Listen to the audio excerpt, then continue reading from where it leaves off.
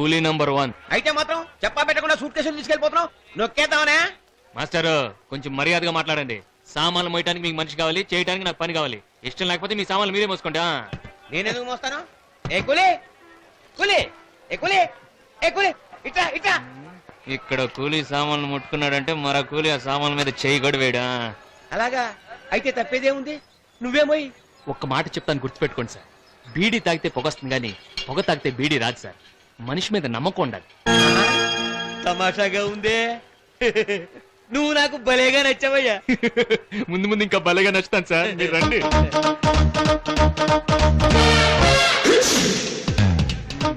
ఆటోనా టాక్సీనా? Auto. Auto.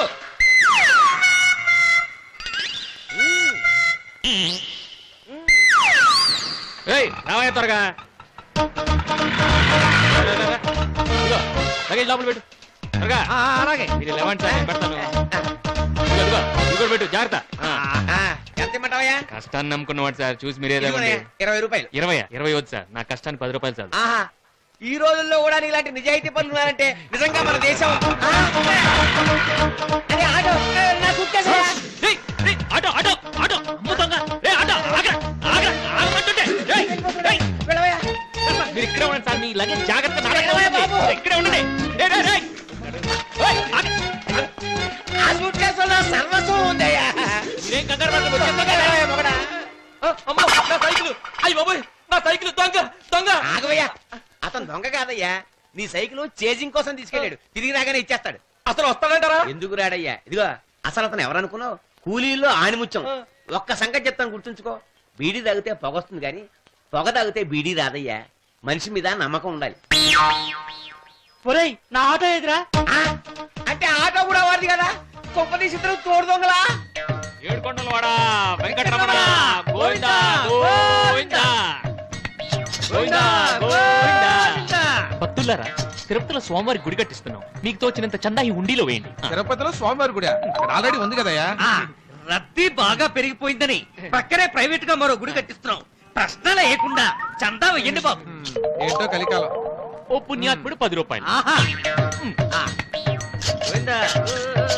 ఓ పతివ్రత శిరోమణి 5 రూపాయలు.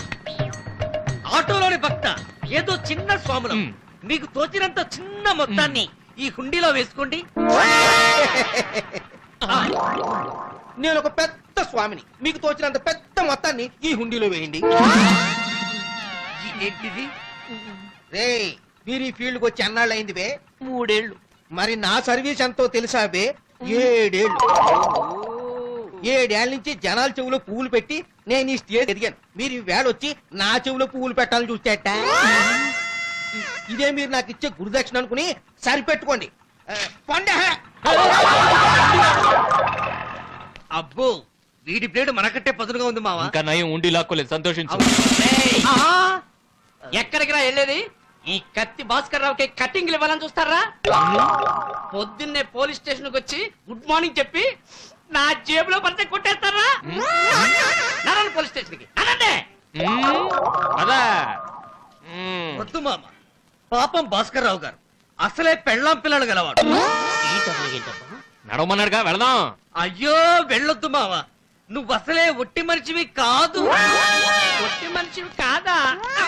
అదేంటది?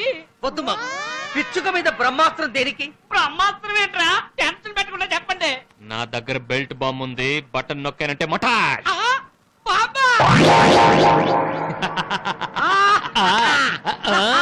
గోవిందా గోవిందా. స్వామి, నీ పేరు చెప్పుకొని మా ఉండిలు నింపుకున్నాం.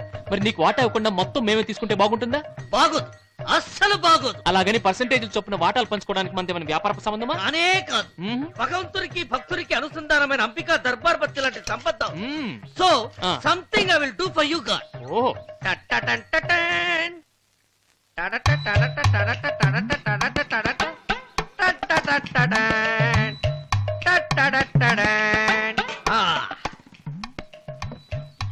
స్వామి, ఈ హుండీలోని మొత్తమంతా నీకే ధారపోస్తున్నారు.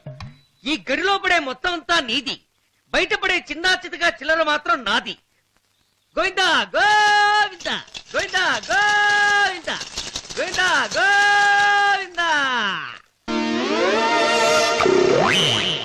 ఆహా, గాడ్ ఈస్ గ్రేట్.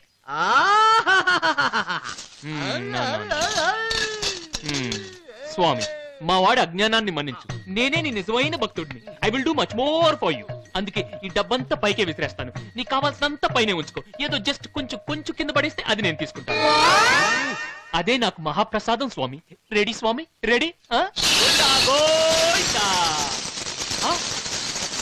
ఆహా, ఓహో, నువ్వు ఎంత గొప్పవాడివి స్వామి. ఒక్క రూపాయి కూడా తీసుకోకుండా మొత్తం అంతా నాకే చేశావు. ఆహాహా, గాడ్ ఈస్ డబుల్ గ్రేట్.